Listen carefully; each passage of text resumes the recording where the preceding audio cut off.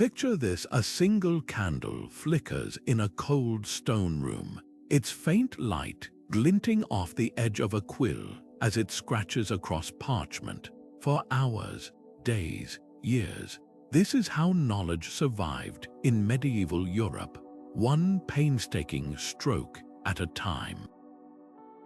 Without printing presses, without digital archives, every word of history, every law, every prayer had to be copied by hand. And the people who did this, they weren't just scribes, they were the original architects of information, the hidden engineers of how ideas move through the world. Think about that for a moment.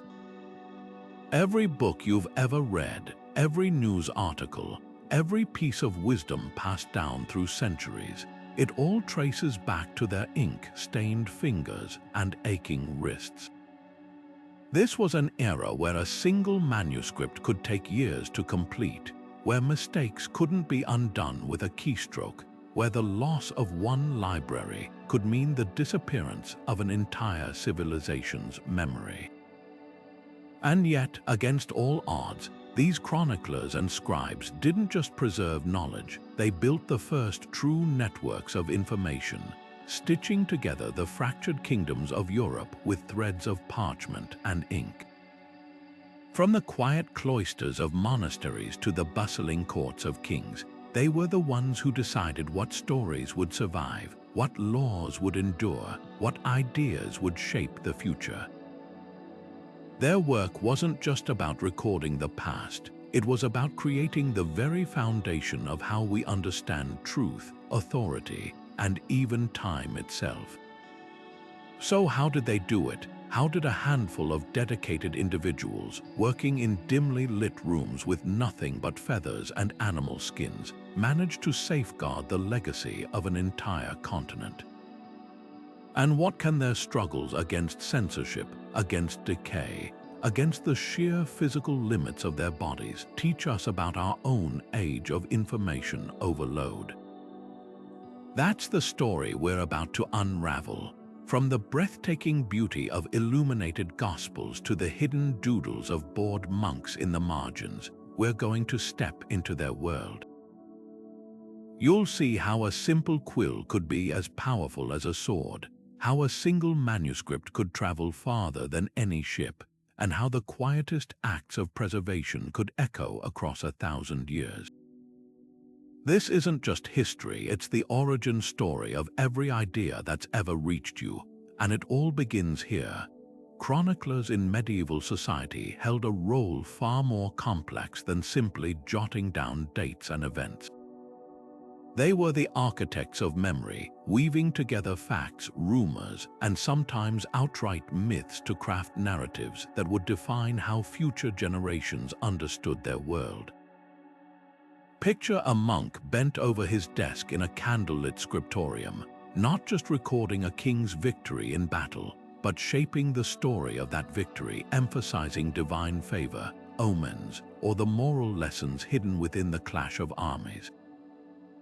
These writers didn't just observe history, they interpreted it, often under the watchful eyes of powerful patrons who had their own agendas.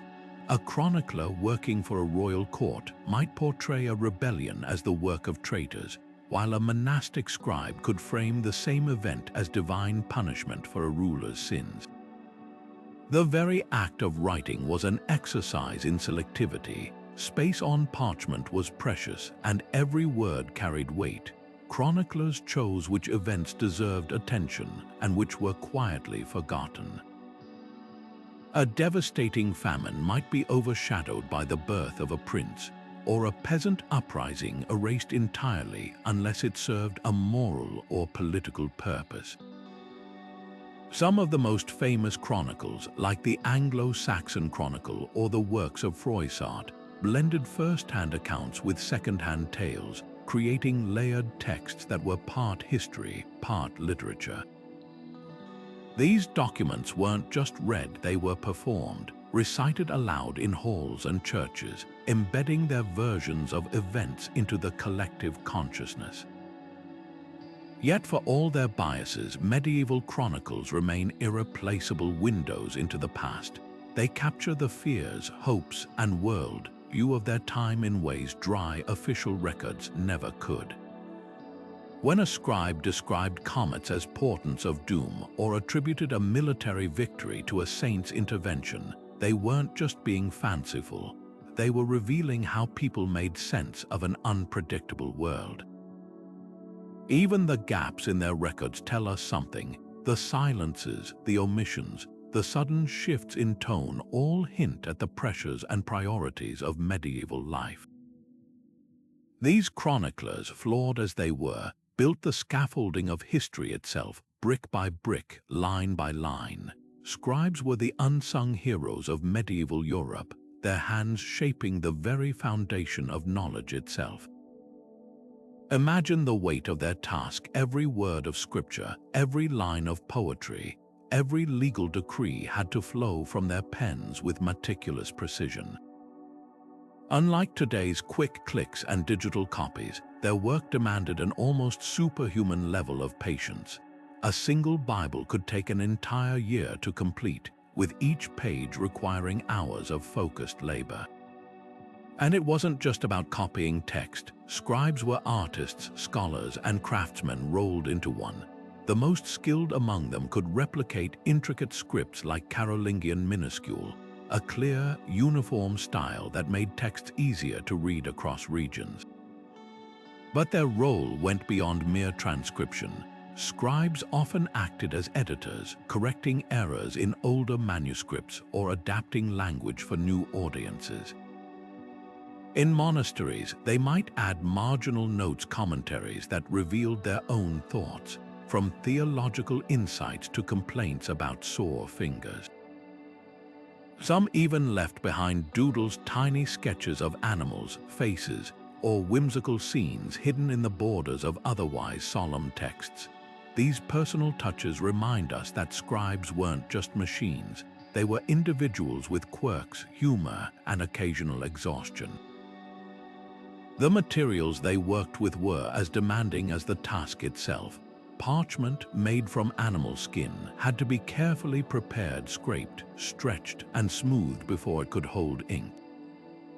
Quills, usually from geese or swans, required constant sharpening. Ink recipes varied, with the best versions combining oak galls, iron salts, and gum arabic for a rich, lasting black. Mistakes weren't easily undone. A misplaced stroke meant scraping the parchment with a knife or painting over it with white pigment. Yet despite these challenges, scribes produced works of stunning beauty, like the Book of Kells, where every page bursts with vibrant colors and intricate design. Their influence stretched far beyond the scriptorium.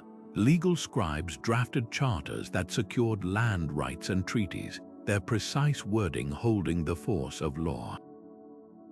Royal courts relied on them to record decrees and correspondence, turning spoken commands into permanent records.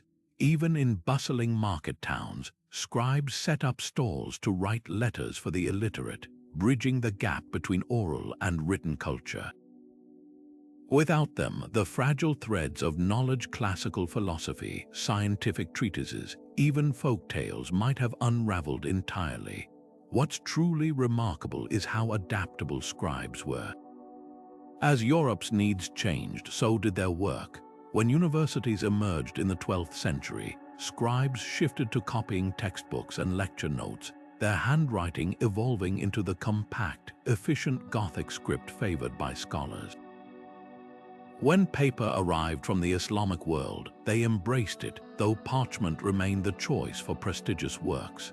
And when the printing press eventually appeared, many scribes didn't vanish. They became its earliest correctors and typesetters, their expertise smoothing the transition into a new era. Their legacy is etched into the pages of history, not just in the texts they preserved, but in the very way we think about writing. Modern fonts, from elegant serifs to crisp sans serifs, trace their roots back to medieval scripts. The idea that words can carry authority, that ink can outlast empires, that's the gift of the scribes. They didn't just copy books, they built the framework for how knowledge moves through time, one painstaking stroke at a time. Monastic scriptoria were more than just rooms, they were the nerve centers of medieval knowledge. Picture a vaulted chamber where silence ruled, broken only by the scratch of quills and the occasional sigh of a monk stretching his stiff fingers. Here, under the watchful eye of the armarius or librarian, teams of scribes labored from dawn until dusk, their work governed by the rhythm of prayer and the changing light through high windows. The Benedictine rule, which structured monastic life, treated manual labor as sacred, and copying texts was considered an act of devotion. Every finished page was a step toward salvation, a belief that turned scriptoria into some of the most productive workshops in Europe. The scale of their output was staggering. A single monastery like Monte Cassino or Cluny might house hundreds of volumes, each painstakingly reproduced by hand. But these scribes weren't just duplicating words, they were rescuing antiquity. When the Western Roman Empire crumbled, monasteries became the safes where classical knowledge survived. Aristotle's logic, Pliny's natural history, even the medical texts of Galen, all were preserved because monks saw value in them, even when the secular world had moved on. Some monasteries specialized in certain subjects. St. Gall in Switzerland, for example, was renowned for its musical manuscripts, while Fleury Abbey in France hoarded rare Roman legal texts.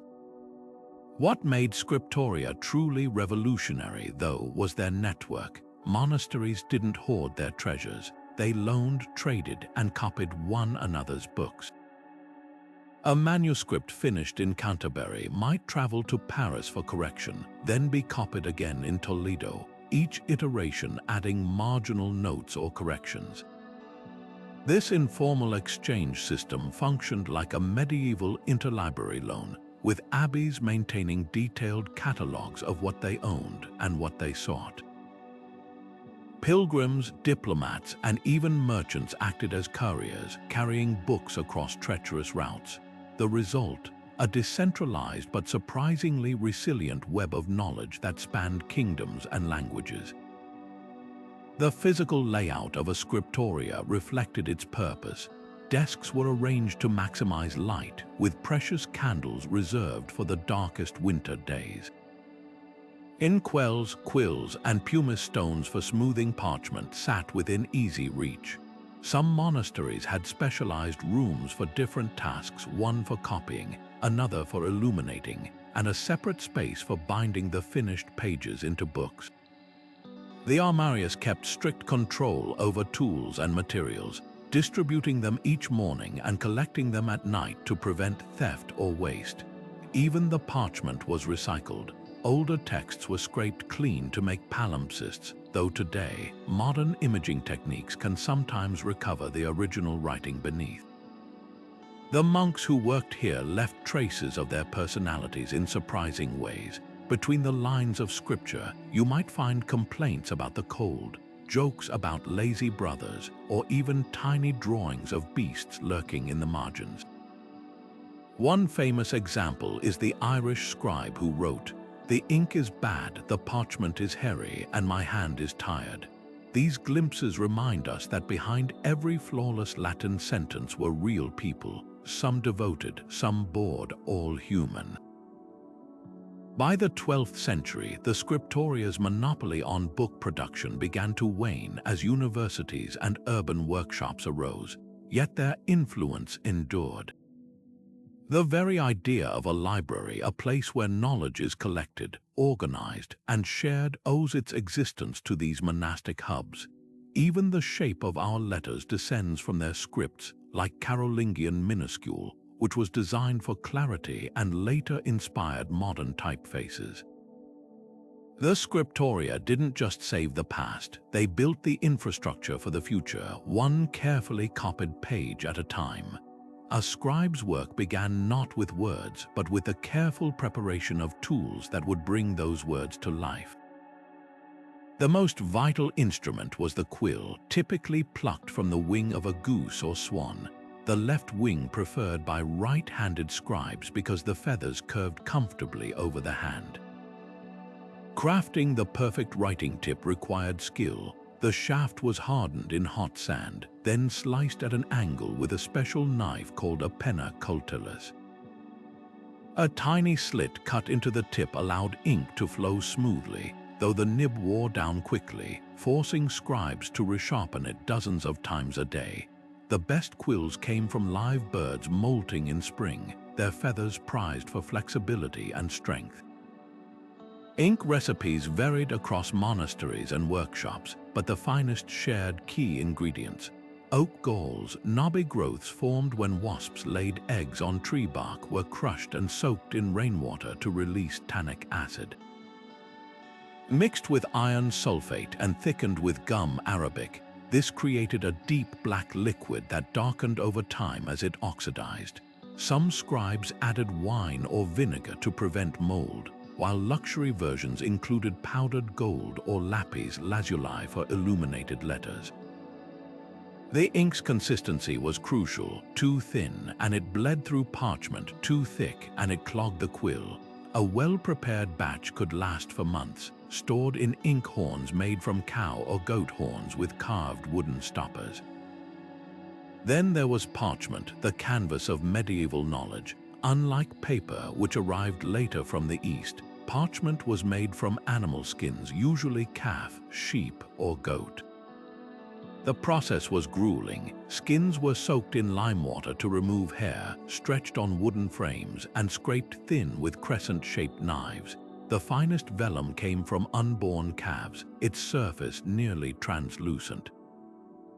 Parchment makers sorted sheets by quality. The smoothest side of the skin became the hair side, slightly rougher than the flesh side, and scribes often arranged pages so both sides matched. A single large Bible might require the skins of 200 animals, making books staggeringly expensive. Corrections were part of the craft. A mistake meant reaching for the rosorium, a small knife with a curved blade for scraping away errors. The parchment surface could only withstand so much abuse before becoming too thin, so scribes perfected techniques like writing over errors with a fresh layer of white lead pigment. Some playful corrections survive. In one manuscript, a scribe who accidentally wrote "the devil" instead of "the dove" added a note in the margin. "That was the devil making me write wrong."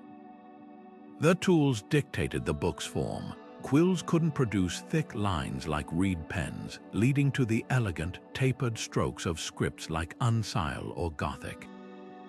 Ink absorption influenced spacing between words, while parchment's cost encouraged tiny margins and dense handwriting. Even the way pages were folded, 4 sheets making 8 leaves, or a quire, shaped how information was organized. These physical constraints birthed conventions we still use today, from paragraph indents to page numbers. Beyond functionality, tools held symbolic meaning. The knife wasn't just for sharpening quills. It represented the scribe's authority to cut away error and falsehood. Ink symbolized the permanence of truth, while parchment's animal origin reminded scribes that their work transformed base materials into something divine. When a monk prepared his quill each morning, he wasn't just equipping himself to write. He was participating in a sacred alchemy that turned feathers, skins, and oak galls into vessels of wisdom. Days in a scribe's life were governed by 2 relentless forces, light and discipline. With no electric lamps to push back the darkness, work began at sunrise and ended when the light grew too dim to see. In monasteries, scribes followed the rigid schedule of the divine office, pausing only for prayers and meals. Winter was particularly brutal. Fingers stiffened in unheated scriptoria, and breath fogged in the air as monks hunched over their desks, their quills moving slowly to conserve precious candle wax. The cold wasn't the only enemy. Eye strain from hours of squinting at tiny letters left many scribes with headaches, while the constant hunching caused chronic back pain.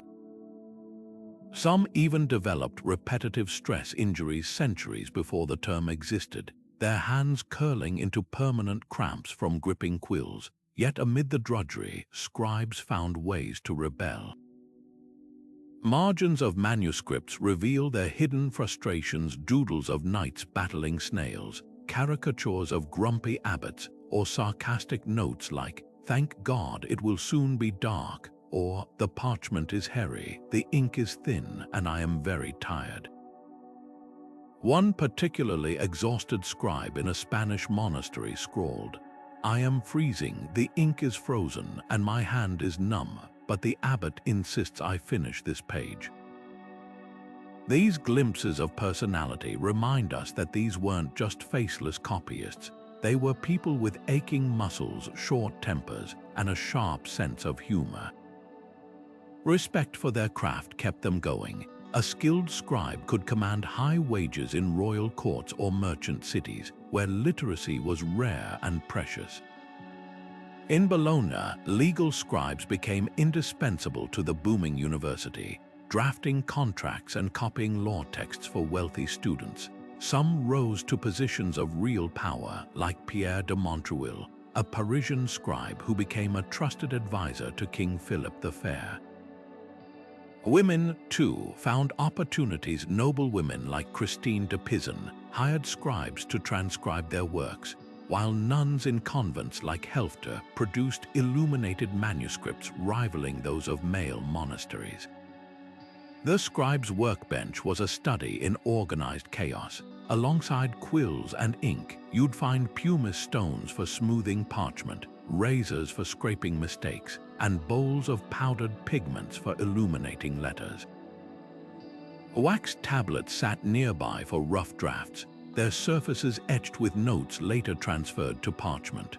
A scribe might juggle multiple projects at once, copying a Bible for the monastery, drafting land deeds for a local lord, and penning personal letters for illiterate villagers. This multitasking made them medieval Switzerland, neutral parties trusted with secrets, disputes, and even love letters. By the 14th century, their role was shifting. As paper mills spread and literacy grew, urban scribes set up stalls in market squares, offering their services to merchants and travelers. They became early notaries, stamping documents with seals to verify their authenticity. Some specialized medical scribes transcribed physicians' notes with meticulous care, while chancery scribes developed the looping cursive scripts that would evolve into modern handwriting. The most adaptable survived the printing press revolution by becoming its first proofreaders, their keen eyes spotting errors in early printed books. What's astonishing isn't just what scribes accomplished, but how they endured. Every time you skim an e-book or jot a quick note, remember, those conveniences rest on centuries of calloused hands and tired eyes. The scribe's life was a marathon of patience, a testament to the belief that words carefully formed, faithfully preserved, could outlast kingdoms. Before quills touched parchment, history lived in the breath of storytellers sung over fires, chanted in halls, passed from elder to child with the rhythm of a heartbeat. These oral traditions were Europe's first libraries, fluid and alive, adapting with each retelling. A bard might stretch a battle's duration for dramatic effect, or a village elder might weave moral lessons into local legends. But when chroniclers began transcribing these accounts, something remarkable happened. Stories that once shifted like sand suddenly hardened into stone. The transition wasn't clean or quick. Early written records often clung to the cadence of speech, filling scrolls with phrases like "here now" or "thus it was told," as if the scribe feared the words would die without the breath of performance. This shift from spoken to written word changed more than just medium. It altered how people trusted knowledge. Oral cultures relied on memory and communal validation. If an entire village remembered a treaty's terms, that was proof enough. But writing introduced a new kind of authority, the immutable document. A land dispute could now be settled not by whose story was more persuasive, but by whose parchment bore the right seals. Kings quickly grasped the power of this permanence. Charlemagne, though famously semi-literate, ordered scribes to record Frankish laws that had existed only in oral tradition for centuries. Suddenly, customs became codes, and customs that weren't written risked fading away. Religious practices transformed even more dramatically. The Lord's Prayer or the Ten Commandments, once memorized through repetition, could now be fixed in ink standardized across regions. Monasteries became guardians of these sacred texts, painstakingly copying them to prevent variation. Yet writing also sparked debates. Could divine truth truly be captured in human letters? Some monks argued that scripture needed oral interpretation to breathe, leading to margins filled with commentaries that rivaled the main text in length. The very act of writing sacred words became a devotional act, with scribes purifying themselves through fasting before transcribing Gospels. The tension between oral and written flared in unexpected places. Legal oaths, for example, had always been spoken aloud. A man's word was his bond. But as charters proliferated, a new problem emerged. What if the written record contradicted living memory? In 11th century Normandy, a lawsuit erupted when a nobleman's oral claim to land clashed with a rival's dusty charter. The court's solution: have the charter read aloud while the nobleman stood atop the disputed soil, literally balancing spoken and written proof. Such clashes reveal how deeply writing disrupted old ways of knowing. Yet for all its power, the written word didn't erase orality, it coexisted with it. Preachers still embellished scripture with vivid storytelling, and minstrels adapted written romances back into song. Even illuminated manuscripts hinted at this duality. Their lavish illustrations served as memory aids for readers trained in oral tradition. The real revolution lay in choice. For the first time, Europe could preserve some stories forever while letting others evolve. That fragile balance between the stability of ink and the vitality of voice would shape everything from courtroom procedures to the birth of literature. Writing didn't just record medieval law, it reinvented it. Before ink met parchment, justice often depended on memory and reputation. A man's word might hold weight if he was respected, but memories faded, witnesses died, and stories twisted with each retelling. Then came the quiet revolution of the written charter. Suddenly, a land dispute could be settled not by who shouted loudest, but by which party produced a yellowed parchment bearing the king's seal. These documents weren't just records, they were weapons in the hands of those who controlled them. Kings like William the Conqueror understood this power immediately. After seizing England in 1066, he ordered the Domesday Book, a massive survey of every plot of land, every cow, every serf to be written down. Overnight, oral customs became taxable realities, and the vague claims of local lords were pinned down like butterflies under glass. The scribes who crafted these legal texts were more than secretaries, they were linguistic architects. A single word could make the difference between a farmer owing 5 bushels of wheat or 10, so every phrase was honed with precision. To prevent forgery, they developed tricks like complex handwriting styles, unique abbreviations, or even intentionally awkward phrasing that would trip up counterfeiters. Some charters included anathemas, curses warning that anyone who altered the document would face divine wrath. One 12th century land grant from Flanders threatens, "May the hand that changes this writ wither like the fig tree cursed by Christ."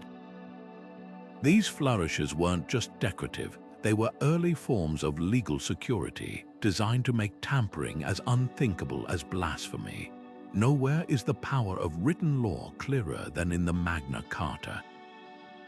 When rebellious barons forced King John to sign it in 1215, the document itself was almost an afterthought. What mattered were the copies. Scribes worked feverishly to produce multiple versions, sending them to cathedrals and castles across England. These weren't identical, slight variations crept in, showing how scribes adapted the text for local audiences. Yet each copy carried the same revolutionary idea. Even kings were bound by written rules. That principle that ink could leash power echoes in constitutions to this day.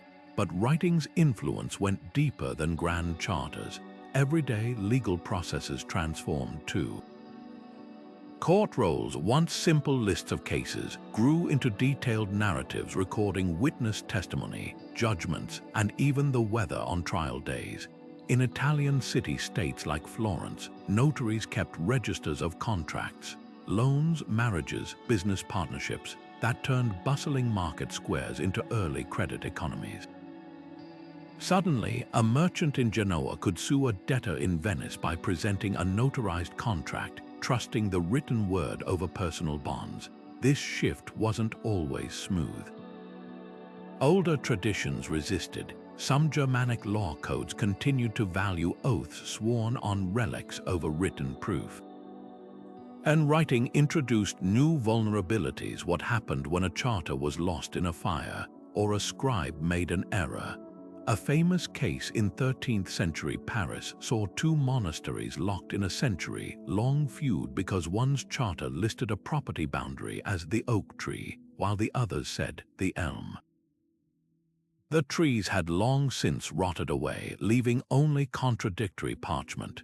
Yet by the late Middle Ages, the trend was irreversible. Chancelleries ballooned into bureaucratic engines, churning out writs, patents, and proclamations. Kings employed armies of scribes to manage correspondence, their letters crisscrossing Europe like neural impulses in a growing body politic. The modern state, with its tax forms, property deeds, and legal codes, was being born not on battlefields, but in scriptoria and clerks' offices. Every time you sign a contract or check a box on a government form, you're participating in a system those medieval scribes helped invent. Their legacy isn't just in the words they wrote, but in the very idea that society could be governed by lines of ink. The Bible wasn't just a book in medieval Europe, it was a physical manifestation of divine power, and the scribes who copied it were performing holy labor. Picture a monastery's scriptorium where monks worked in silence, their hands guided by the belief that every letter they formed was an act of worship.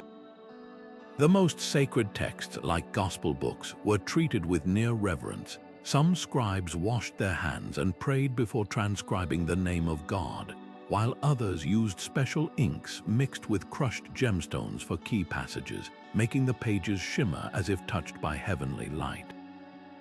These weren't mere copies, they were devotional objects believed to hold spiritual potency.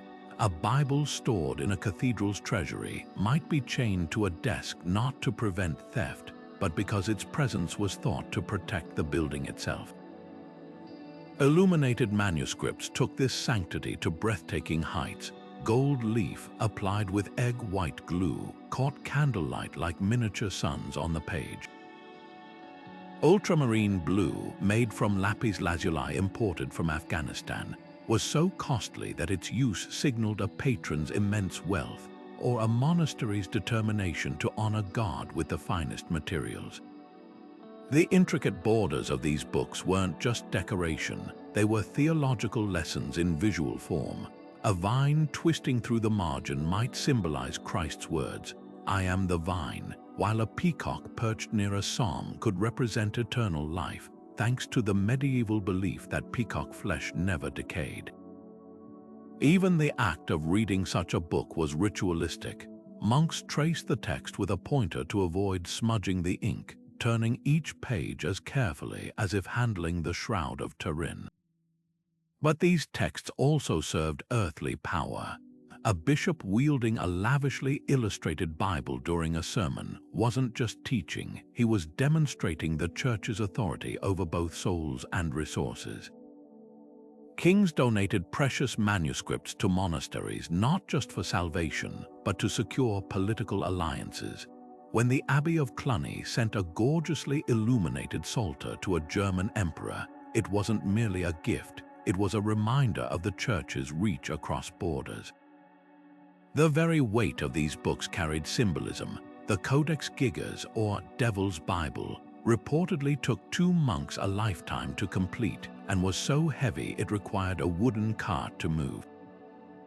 According to legend, one scribe made a pact with Satan to finish it in a single night, a tale that reveals how awe-inspiring, even terrifying, these massive volumes seemed.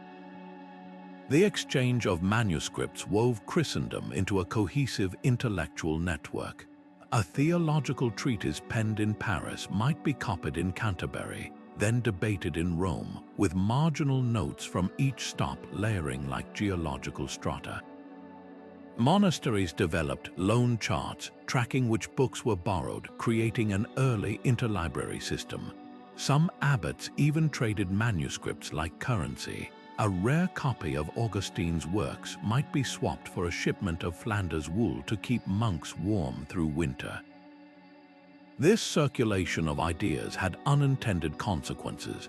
When scribes in Spain began translating Arabic medical texts captured during the Reconquista, they didn't just preserve knowledge, they sparked a quiet revolution in European science.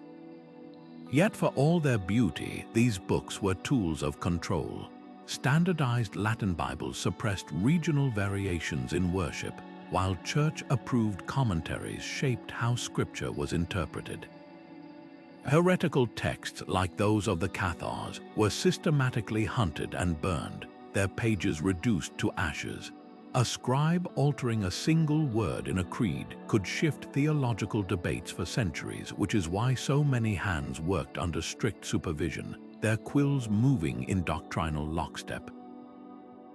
The power of the written word wasn't just in its ability to enlighten, but to enforce conformity. What's striking is how these ancient books still resonate. Modern conservationists use techniques perfected by medieval scribes to restore crumbling parchment, while digital archivists now grapple with the same challenges monks once faced: how to preserve knowledge for an uncertain future. When you see a medieval Bible in a museum, you're not just looking at a relic, you're witnessing the birth of an idea that shaped empires. That words, carefully crafted and fiercely protected, can outlive the hands that wrote them. For centuries, religious texts had dominated the scriptoria, but as Europe's towns swelled with merchants, lawyers, and artisans, a new hunger for stories and practical knowledge began to stir. Imagine a wealthy cloth merchant in 14th century Bruges, his coffers overflowing from trade, commissioning a lavishly illustrated book not of psalms, but of romantic tales from King Arthur's court. Or a noblewoman in Paris paying scribes to translate Arabic medical texts into French so her household physician could study new remedies. This was the dawn of secular literature, and it changed what ink could do. No longer just a tool for salvation, writing became a mirror for human experience, love, ambition, even humor. The shift was gradual but undeniable. Monastic scribes, once solely devoted to copying scripture, now found themselves drafting legal contracts for guilds or penning epic poems about knights and forbidden love. The most famous of these, like Chrétien de Troyes' Lancelot, blended chivalric ideals with page-turning drama. Their manuscripts passed around noble courts like medieval bestsellers. Medical texts, once confined to Latin-speaking clerics, were translated into vernacular languages, putting knowledge of herbs and surgeries into the hands of barber surgeons and midwives. Even cookbooks emerged, like the Form of Curry, a 14th century collection of recipes commissioned by King Richard II, its pages detailing how to spice meats or craft elaborate custards for royal feasts. What made this revolution possible? Money and mobility. As trade routes thickened, merchants grew rich enough to rival the church as patrons of the written word. A Florentine banker might fund a copy of Dante's Divine Comedy, not for piety, but for prestige. Owning such a work signaled refinement and power. Meanwhile, the rise of paper mills made books cheaper to produce, though parchment remained the choice for luxury editions. Scribes, ever adaptable, began tailoring their work to these new audiences. Gothic cursive, once reserved for legal documents, crept into literary manuscripts for easier reading, while margins filled with doodles of jesters or hunting scenes replaced solemn biblical imagery. The language of literature shifted just as dramatically. Latin, the tongue of scholars and priests, gradually gave way to vernacular languages, French, Italian, English, unlocking stories for those who'd never mastered the old clerical tongue.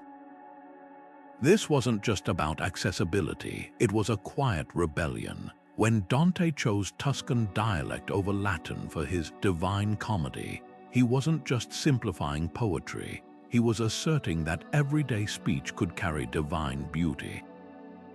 Similarly, Geoffrey Chaucer's Canterbury Tales, written in Middle English, reveled in the voices of ordinary pilgrims, from the bawdy miller to the worldly wife of Bath. Yet secular books weren't just entertainment, they were tools of social change. Legal manuals like the Sachsenspiegel translated complex feudal laws into German, empowering local judges. City councils commissioned chronicles celebrating their hometowns' histories, crafting civic identities independent of church or crown. Even practical guides, like agricultural treatises teaching crop rotation, quietly improved lives beyond monastery walls. The ripple effects were profound. As more people saw their own experiences reflected in ink, literacy spread, and with it, new ways of thinking. This explosion of secular writing didn't erase religious texts, it simply widened the world of words.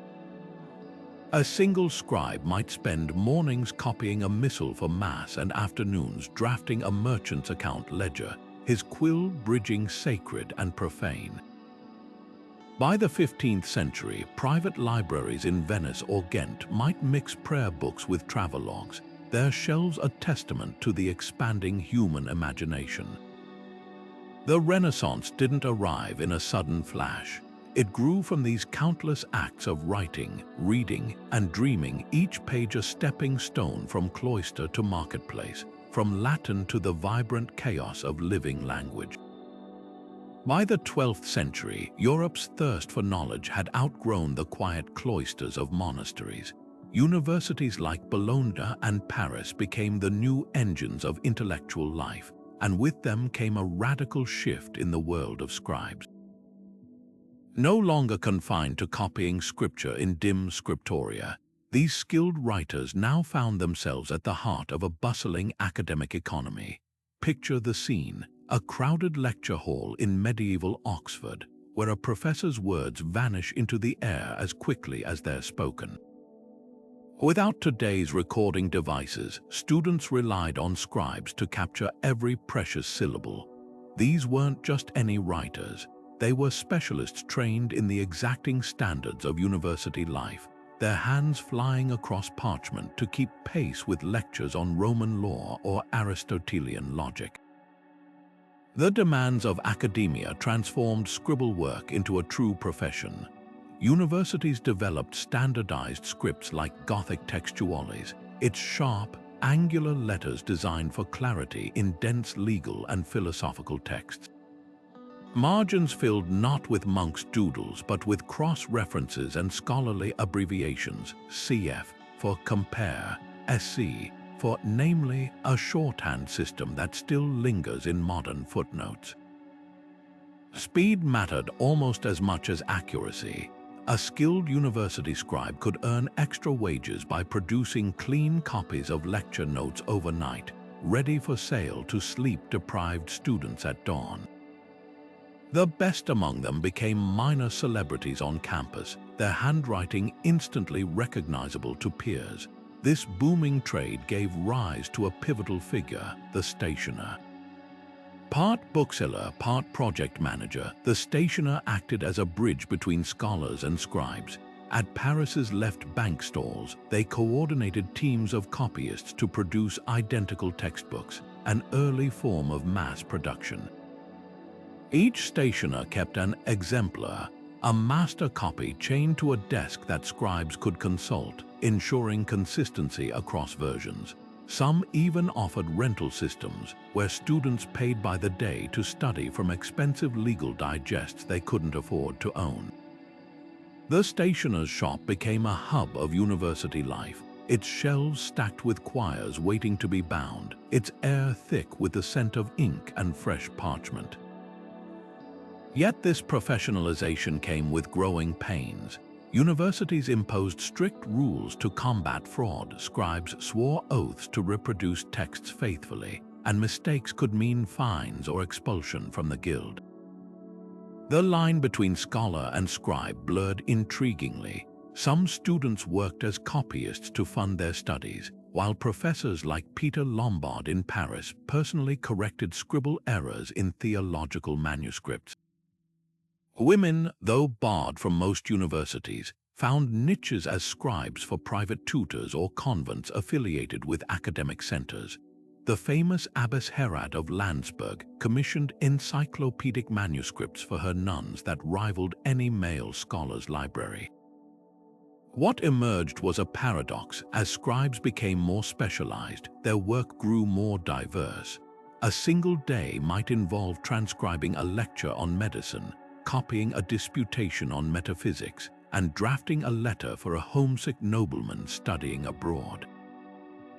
The tools evolved too. Parchment gave way to paper for rough drafts, while ruling frames ensured perfectly straight lines for scholarly precision. Even the scribe's posture changed. Where monastic scribes wrote at angled desks for calligraphic flourish, university copyists hunched over flat tables for speed. The ripple effects reached far beyond academia. Legal scribes trained in Bologna's methods spread across Europe, standardizing contracts and charters from London to Krakow. The very idea of intellectual property took shape as universities debated whether a scribe's copy belonged to him, the stationer, or the original author. And when the printing press arrived centuries later, it was these university-trained professionals who became its first correctors and compositors, their keen eyes spotting errors in Gutenberg's earliest Bibles. The shift from monastery to university hadn't just professionalized scribes, it had planted the seeds for how knowledge would be organized, shared, and safeguarded in the modern world. Books didn't stay put in medieval Europe, they hitched rides on the same bustling trade networks that moved silks from China and spices from the Levant. A merchant caravan winding through the Alps might carry Venetian glass in one wagon and a crate of medical manuscripts in the next, their contents equally precious.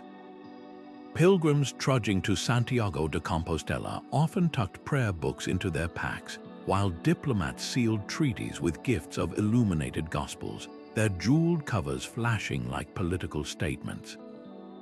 Even war played a role in this literary migration. When Norman conquerors swept into England in 1066, they brought not just swords but chests of Latin texts, seeding continental learning in Anglo-Saxon soil. The logistics of these bookish journeys were surprisingly sophisticated. Monastic libraries maintained detailed loan records, tracking which manuscripts had been sent where, and when they were due back. Medieval due dates enforced more by fear of divine wrath than late fees. Some abbots even commissioned special traveling cases lined with wool to protect parchment from damp during cross-channel voyages. The borrowing wasn't always voluntary, though. Kings routinely requested books from monasteries, like Charlemagne's agents scouring Italy for rare grammatical texts to stock his palace school. More amiable exchanges happened through marriage alliances. When Byzantine Princess Theodora married Holy Roman Emperor Otto II in 972, her dowry included Greek scientific treatises that would reshape Western understanding of mathematics. This constant circulation created an early form of information standardization. A medical recipe copied in Salerno might turn up with slight variations in a Parisian apothecary's manual months later, its ingredients adjusted for local herbs. Architectural diagrams from French cathedrals inspired German masons to experiment with new vaulting techniques. Even musical notation began to homogenize as choir books traveled between monasteries, their neumes, those early musical symbols slowly evolving into a shared system. The most telling evidence lies in the manuscripts themselves. Marginal notes in a Bavarian copy of Pliny's Natural History might reference corrections from a Spanish exemplar, revealing just how far a single text could ripple across the continent. Yet these networks were fragile, vulnerable to all the chaos of medieval life. Bandits who didn't recognize the value of parchment might burn a captured chest of books for warmth. Ships carrying precious cargo sometimes sank, taking unique texts to the seabed like the legendary lost library of King Matthias Corvinus, said to rest somewhere at the bottom of the Danube. Even weather played havoc. Dampness could warp covers, while bookworms' actual insect larvae chewed through pages like tiny vandals. Some scribes left bitter notes about borrowed volumes returned in ruins, like the monk who grumbled that a lent-out psalter came back, soaked in wine and stained with candle wax, its pages stuck together like old dough. The most deliberate disruptions came from human hands. During the Albigensian Crusade in 13th century France, papal legates ordered the burning of Cathar texts, erasing entire theological traditions. Warring factions often targeted libraries as cultural weapons. When Vikings raided Lindisfarne in 793, they didn't just loot gold, they threw illuminated gospels into the surf. Yet against all odds, the flow of books persisted. After the Mongol sack of Baghdad in 1258, scholars fleeing the devastation carried Arabic medical texts to Sicily, where scribes translated them into Latin. These survivors understood what we often forget. Ideas don't just live on pages, they travel in the minds of those who cherish them, ready to be written anew when the storm passes. What's astonishing isn't just how far books traveled, but how they transformed the places they reached. A single manuscript of Vitruvius's writings on architecture, carried over the Alps by a wool merchant, might inspire a cathedral's revolutionary new spire. A Greek herbal manual, copied and recopied across generations, could introduce an entire region to life-saving remedies. The true legacy of these wandering books lies not in their leather bindings or gilt edges, but in the invisible threads they wove, connecting a scholar in Oxford to a monk in Prague, a queen in Castile to a physician in Constantinople, in a sprawling, fragile web that would one day be called the Republic of Letters. The written word carried immense power in medieval Europe, so much so that those who controlled it often feared what might happen if it fell into the wrong hands. Not every manuscript was deemed worthy of preservation. Heretical texts, radical ideas, even certain scientific works faced the flames under orders from kings, bishops, and inquisitors. During the Albigensian Crusade in 13th century France, papal soldiers didn't just wage war against the Cathars, they systematically burned their books, seeing their unorthodox interpretations of scripture as a threat greater than any army. Centuries later, Henry VIII's dissolution of the monasteries led to the wholesale destruction of libraries, their priceless manuscripts torn apart for scrap parchment or used to stuff furniture. Knowledge wasn't just preserved in this era, it was policed. Yet where there's suppression, there's always subterfuge. Some scribes became clandestine archivists, risking excommunication or worse to save condemned texts. In Spain, Jewish scholars facing the Inquisition's purge of Hebrew texts hid precious manuscripts inside walls or beneath floorboards, a practice that's left modern renovators astonished when they stumble upon these long-concealed treasures. Monks in Bohemia smuggled Hussite writings out of Prague in barrels of fish, their ink mingling with the brine. Even the act of copying could be rebellion. A scribe in Rheims, ordered to destroy a volume of heretical poetry, secretly made a duplicate before surrendering the original, carefully noting in the margin, "This book was saved by the hand of Brother Thomas, though he was told to burn it." The methods of censorship were as creative as those of preservation. Authorities didn't just burn books, they scraped them clean to make palimpsests, layering approved texts over forbidden ones. Today, ultraviolet light reveals the ghostly traces of erased works beneath medieval Bibles, like whispers beneath a shout. Some censors took a subtler approach, altering single words in philosophical treatises to shift their meaning, changing "the world is eternal" to "the world is created," for instance, with a stroke of ink that redirected centuries of thought.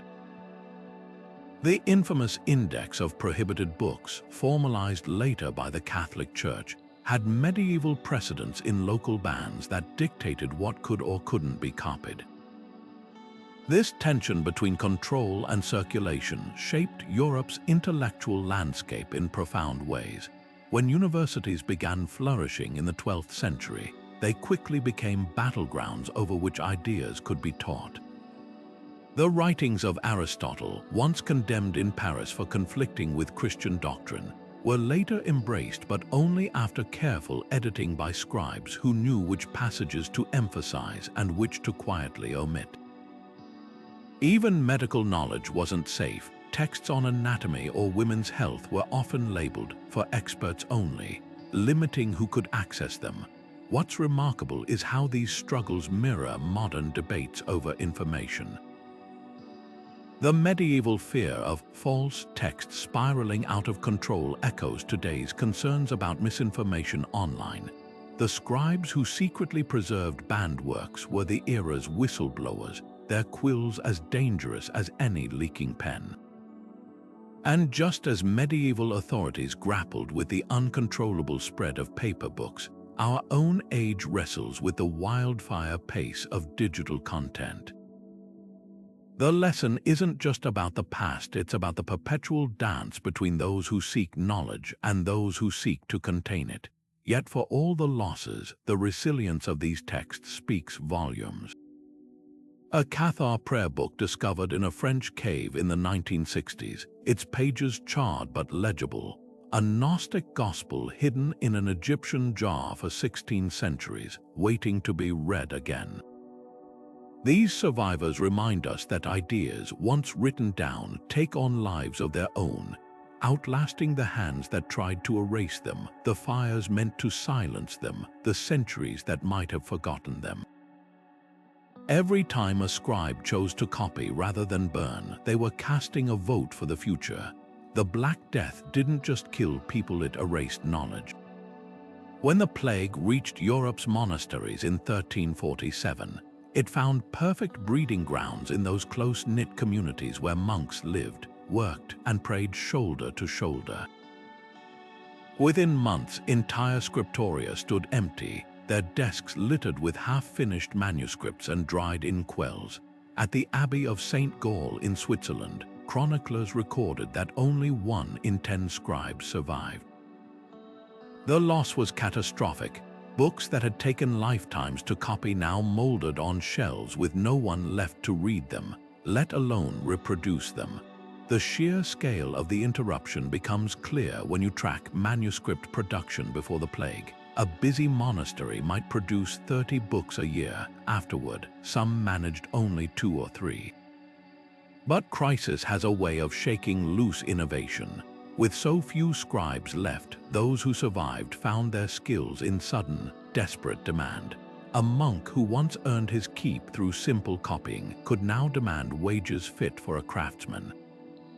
In Florence, the price for commissioning a legal document doubled between 1348 and 1351. This labor shortage forced monasteries to rethink their methods. Some began training lay brothers, men not ordained as priests, to assist with copying, breaking centuries of tradition. Others experimented with shortcuts, like wider margins and simpler scripts that could be written faster. The elegant Carolingian minuscule, with its delicate curves, gave way to messier but more efficient Gothic cursive. Even the way books were organized changed. Instead of producing lavish, single-volume Bibles, scribes started creating smaller, modular booklets that could be copied simultaneously by different hands and bound together later, a medieval version of parallel processing. The plague also accelerated a shift already underway, the move from monasteries to cities as centers of book production. While cloisters struggled to replenish their ranks, urban workshops staffed by professional scribes began filling the gap. These weren't monks copying for salvation, but craftsmen working for wages, often specializing in specific types of text, legal documents for notaries, medical manuals for physicians, romances for wealthy patrons. The rise of paper, cheaper and more plentiful than parchment, made this urban book trade possible. But it was the Black Death that created the economic conditions for it to flourish, as surviving scribes realized their skills could earn them better lives outside monastic walls. Perhaps the most profound change was psychological. After witnessing how easily knowledge could vanish, Europeans became obsessed with preserving it. Wealthy patrons who once donated land to monasteries now endowed libraries, insisting their collections remain accessible to scholars. The Visconti family in Milan went so far as to chain their books to desks, not to prevent theft, but to ensure no future calamity could scatter them. This urgency birthed new institutions like the Vatican Library, founded just decades after the plague, where scribes were tasked not just with copying texts, but with hunting down and rescuing neglected manuscripts from crumbling monasteries. The irony is striking. The same catastrophe that nearly broke Europe's chain of knowledge transmission also forged the tools that would later mend it. The labor shortages led to professionalization, the desperation bred innovation, and the trauma instilled a fierce determination to safeguard learning against future disasters. When the printing press arrived a century later, it didn't emerge in a vacuum. It stepped into a world the plague had reshaped, where the demand for books outstripped the old ways of producing them. The scribes who survived 1348 couldn't have imagined Gutenberg's invention, but they'd already begun the work that would make it revolutionary. Paper slipped into Europe like a quiet revolution, its arrival barely noticed at first. Traveling along the Silk Road from China through the Islamic world, this humble material made of pulped rags and plant fibers reached Spain by the 11th century. Unlike parchment, which required the skins of countless animals, paper could be produced from old linen, hemp, even fishing nets, materials that were abundant and cheap. By the 14th century, water-powered paper mills dotted the Italian countryside, their massive wooden hammers pounding rags into pulp with rhythmic efficiency. A single mill could produce more sheets in a month than a parchment maker could craft in a year, and at a fraction of the cost. The impact was immediate and profound. Where a parchment Bible might cost a scribe a year's wages, a paper copy could be made for the price of a few weeks' food. Suddenly, books weren't just for kings and monasteries. Merchants could afford ledgers, students could buy lecture notes, and even minor nobles might commission their own copies of popular romances. Paper's smooth surface also changed how scribes worked. Unlike parchment, which had a distinct hair side and flesh side, paper was uniformly receptive to ink, allowing for faster, more fluid writing. Gothic cursive, with its looping letters designed for speed, flourished on these new sheets, their margins filling with doodles and notes that felt more spontaneous, more human. Yet not everyone welcomed this innovation. Traditionalists clung to parchment, especially for sacred texts. There was something irreplaceable about the weight of animal skin beneath one's fingers, the way it crackled slightly when turned. Illuminators grumbled that gold leaf didn't adhere as well to paper, while librarians feared its fragility. Damp could warp it, insects devoured it eagerly, and unlike parchment, it couldn't be scraped clean and reused.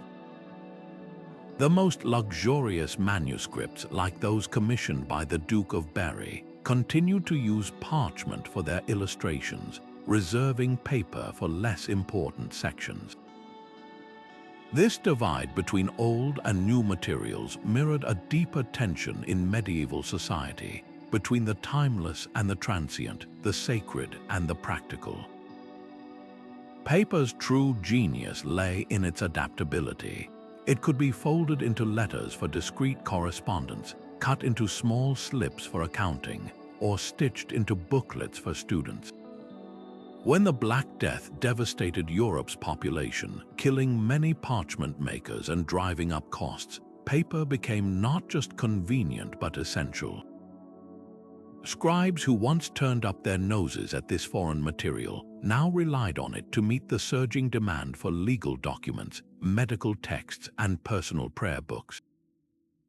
The shift was so complete that by 1450, even the Vatican's bureaucracy ran on paper, its scribes drafting papal bulls on sheets watermarked with crossed keys.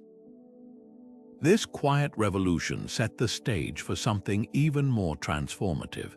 Paper's affordability and abundance made the mass production of books economically viable for the first time, a critical precondition for the printing press.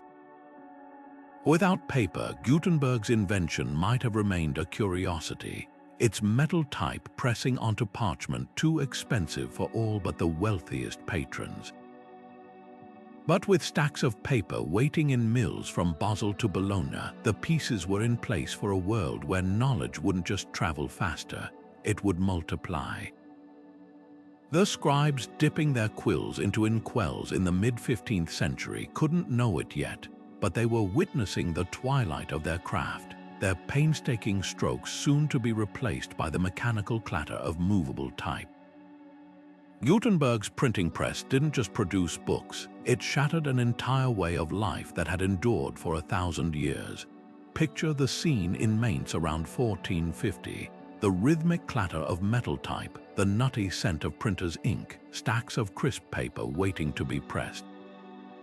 For scribes who'd spent lifetimes perfecting their craft, this mechanical marvel must have seemed like sorcery or a death knell, yet the truth was more nuanced. The press didn't obliterate scribes, it forced them to evolve. Suddenly, a single printer could produce in a day what might take a scribe months. A Bible that once required a year of laborious copying could now be printed in weeks, its identical copies rolling off wooden presses like waves onto a beach. But handwriting didn't vanish overnight. The wealthy still prized luxury manuscripts, illuminated prayer books, custom genealogies, legal documents with elaborate seals, works where artistry mattered more than speed. Skilled scribes found niches as rubricators, adding hand-painted initials and flourishes to printed texts, bridging old and new traditions. Others became correctors, their sharp eyes scanning freshly printed sheets for errors, a role that acknowledged their irreplaceable knowledge of language and form. Some even joined printing houses as compositors, arranging movable type with the same precision they'd once used to shape letters with quills. The transition wasn't always smooth. In 1476, the scribe Johannes Trithemius penned a furious defense of handwriting, arguing that printed books lacked soul. Yet even he couldn't stop the tide. Within decades, his own works would be typeset and mass-produced. The press didn't just change how books were made, it altered who could own them. Where a hand-copied volume might cost a small fortune, printed books brought knowledge within reach of merchants, students, even skilled artisans. A Parisian lawyer in 1500 could amass a library that would have been unthinkable to his grandfather. This democratization had unintended consequences. As books proliferated, so did debates over their contents. The Protestant Reformation's fiery pamphlets spread like wildfire thanks to the press, while authorities scrambled to censor ideas that had once been easier to control when confined to scarce manuscripts. Yet scribal traditions lingered in surprising places. Chancery officers kept handwriting alive for official documents, their cursive scripts evolving into the flowing styles we now call italic. The Vatican secretaries continued crafting papal bulls on parchment well into the 16th century, their wax seals a stubborn nod to tradition. Even today, echoes of the scribe's craft survive in the calligraphy of wedding invitations, the handwritten marginalia of scholars, the painstaking work of restorers who repair ancient manuscripts with tools and techniques their medieval predecessors would recognize. Gutenberg didn't erase the scribe, he simply gave their legacy a new form, proving that even revolutions rarely cleanly sever the past. The legacy of medieval scribes surrounds us in ways we rarely notice, in the curve of a lowercase g on your screen, in the orderly lines of a legal contract, even in the way we organize knowledge today. Those painstakingly crafted scripts didn't vanish with quill and parchment, they evolved. Take a closer look at Times New Roman, the font you've probably used countless times. Its elegant serifs and balanced proportions trace directly back to the humanist scripts of Renaissance scribes who sought to revive classical letter forms. Or consider the bold headlines of newspapers. Their blocky Gothic inspiration harkens to the dense, authoritative scripts that filled medieval charters. Every time you click a drop-down menu's font option, you're browsing a digital museum of scribal craftsmanship. Beyond aesthetics, scribal practices shape how we handle information. Archivists repairing a crumbling 12th century manuscript still employ techniques their medieval counterparts would recognize, using collagen-based glues to mend parchment or adjusting humidity levels to prevent brittleness. Modern conservation labs have simply swapped candlelight for UV-filtered LEDs. The scribe's relentless pursuit of accuracy lives on in fields where precision is paramount. Lawyers drafting contracts still obsess over clause placement like monks aligning psalms on a page. Editors hunting tires in manuscripts mirror the correctors who once scrutinized every inked letter in a scriptorium. Even coding, with its meticulous syntax requirements, carries echoes of the scribe's exacting standards. One misplaced character, and the whole system falters. Perhaps most strikingly, the scribe's greatest invention wasn't a tool or a script, but a system. The way we organize knowledge in libraries, databases, even smartphone folders descends from their methods.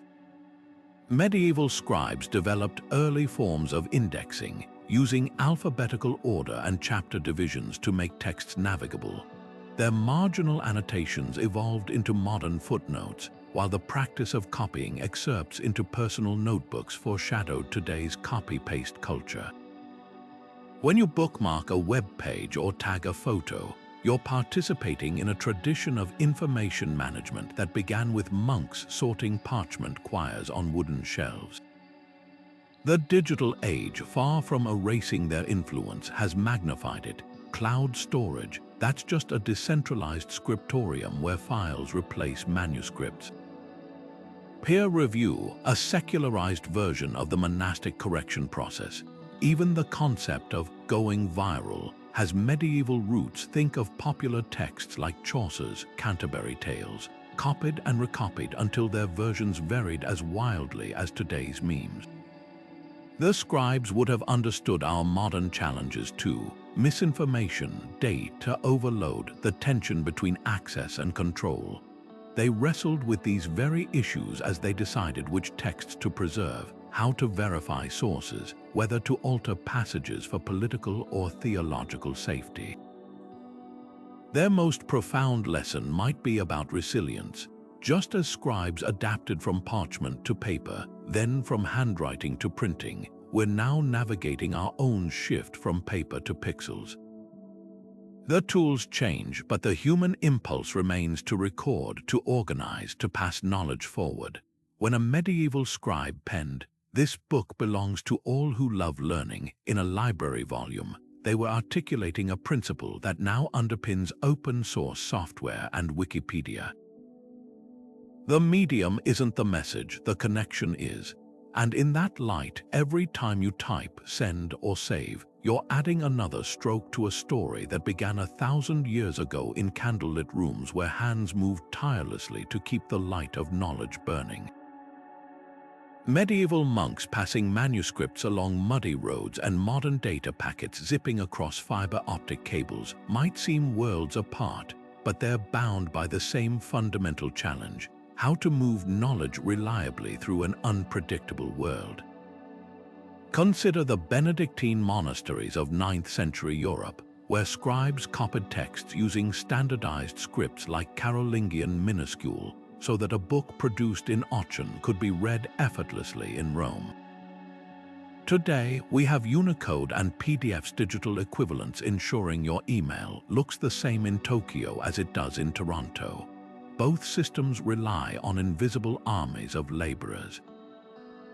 Then it was tonsured monks hunched over parchment. Now, it's server farm technicians monitoring blinking lights in climate-controlled bunkers. The work has changed, but the dependency on these unsung facilitators hasn't. Trust, too, operates similarly across the centuries. When a medieval scholar received a manuscript from Cluny Abbey, they trusted its contents because they trusted the institution. Its reputation was the stamp of authenticity. Sound familiar? Today, we click on links ending in edu or gov with similar deference, or accept Wikipedia edits from verified accounts. But just as medieval scribes occasionally smuggled errors or heresies into texts, sometimes accidentally, sometimes not, Wikipedia's open editing model means vandalism lurks until another user catches it. The battle between credibility and corruption in information networks isn't new. It's simply scaled at internet speed. Then there's the paradox of abundance. Medieval libraries guarded their few precious volumes against fire and theft, while today we drown in terabytes of data, yet both eras grapple with overload. A 12th century scholar might complain about the sheer volume of commentaries on Aristotle cluttering his desk, just as we groan at algorithmically generated content flooding our feeds. The difference: medieval scribes developed tools to cope, concordances, indexes, and anthologies that distilled vast works into usable knowledge. Our modern equivalents, search engines, filters, and curation apps, serve the same purpose, proving that the human mind has always needed help navigating expanding information landscapes. Censorship's playbook also shows eerie continuity. When the church banned certain texts, scribes hid them in plain sight, embedding radical ideas in marginal glosses or encoding messages in acrostics. Today, activists use encryption or shadow platforms to bypass firewalls, while algorithms silently suppress content deemed inappropriate. The stakes may differ. A medieval heretic faced burning, while a deplatformed user loses reach. But the dance between control and subversion remains unchanged. Even the concept of going viral has medieval roots. Popular poems like the Carmina Burana spread through countless copies, each scribe adding local flourishes, much like meme variations today. What would a medieval chronicler make of our digital age? They'd likely recognize the chaos immediately, the same mix of noble and nefarious motives, the same struggle to separate signal from noise. But they might also offer wisdom we've forgotten, that preserving knowledge requires more than storage. It demands active stewardship. Monasteries didn't just stockpile books, they curated, corrected, and copied them relentlessly, understanding that survival meant constant renewal. In an era where digital files degrade and formats obsolesce, their insistence on hands-on maintenance feels prescient. The real lesson isn't about technology, it's about the timeless human project of keeping ideas alive across generations, whether with quills or quantum drives. Behind every great medieval library, there were hands that history nearly forgot, the women who wrote, illuminated, and preserved texts despite living in a world that often erased their contributions. Convents became unexpected powerhouses of female scholarship, where nuns like Hildegard of Bingen didn't just copy manuscripts, they composed visionary works on medicine, theology, and music, their quills dancing across parchment with authority. At the Abbey of Rupertsberg, Hildegard's scriptorium produced lavishly illuminated volumes, their pages alive with vibrant colors and intricate botanical illustrations drawn from her own scientific observations. These weren't passive copyists, they were intellectuals who wove their own ideas into the margins, like the anonymous nun at Edmont Abbey who glossed a psalm with commentary on women's spiritual equality. Noblewomen played a different but equally vital role as patrons and collectors. Take Elena of Aquitaine, who commissioned troubadour poetry and legal texts, or Matilda of Tuscany, whose personal library included rare legal codices she used to defend papal authority. Some even took up the pen themselves, like Christine de Pizan, the Venetian-born writer who famously rebutted misogynist tropes in her Book of the City of Ladies, a work transcribed by female scribes in Parisian workshops. These women understood the power of the written word to shape perception, and they wielded it deftly. A prayer book commissioned by a queen wasn't just a devotional object, it was a political statement, its lavish miniatures broadcasting piety and power in equal measure. The physical evidence of their work survives in subtle clues. A 12th century psalter from Winchester bears the faint note femina fecit, made by a woman, tucked discreetly in the margin. At the convent of Chelles, scribes developed a distinctive hybrid script blending Merovingian and Carolingian styles, a silent testament to their adaptability. Some nuns specialized in minium, the intricate red-ink work that gave us the word miniature, while others excelled in binding, stitching pages with silk thread dyed in colors reserved for sacred texts. Their contributions weren't limited to religious works either. The Hortus Deliciarum, a monumental encyclopedia created by Herod of Landsberg, synthesized astronomy, philosophy, and theology for her sisters, a medieval TD talk in parchment form. Yet for every Hildegard or Herod, countless unnamed women labored in obscurity. A scribe in a Bavarian convent might spend years copying patristic texts only to have her work attributed to a male superior. Others faced active suppression, like the Beguines, lay religious women whose vernacular writings were often destroyed as heresy. Even when recognized, their legacies were fragile. The library of the convent at Helfta, home to visionary mystics like Gertrude the Great, was scattered during the Reformation, its manuscripts surviving only by chance in distant archives. Rediscovering these stories does more than correct the historical record. It reveals a hidden network of female literacy that shaped medieval thought. When we examine a prayer book owned by Anne of Bohemia, with its personalized devotions tucked between the lines, we're not just seeing a book, we're witnessing a mind at work. The quiet persistence of these scribes and patrons ensured that women's voices, though often whispered, were never entirely silenced. Their parchment legacy whispers back to us across centuries. Knowledge once claimed is never truly lost. The image of a medieval scribe often conjures up a solitary monk hunched over a Bible in a silent scriptorium, but the reality was far messier and more vibrant. While monasteries certainly employed scribes, many were actually secular professionals who worked in bustling urban workshops, their pay tied to the number of pages they produced. In cities like Paris or Bologna, you'd find scribes jostling for space in crowded market stalls, drafting contracts for merchants, love letters for illiterate sweethearts, or even bawdy poems for wealthy patrons. Guild records from 14th century Florence list scribes alongside shoemakers and blacksmiths, their wages carefully negotiated like any other craft. Far from being detached from the world, these scribes were deeply embedded in the commercial and social fabric of their communities. Their personalities leap from the margins of manuscripts, shattering the stereotype of humorless ascetics. A bored legal scribe in England doodled a caricature of his client in the margin of a property deed, complete with exaggerated nose and crossed eyes.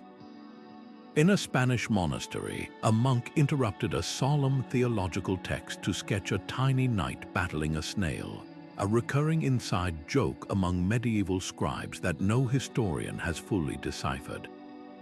Some left cheeky notes like the exhausted copyist who scrawled, "3 fingers right, but the whole body aches," or another who grumbled about the winter cold with, "This parchment is hairy, the ink is frozen, and my hand is numb, but the abbot demands perfection."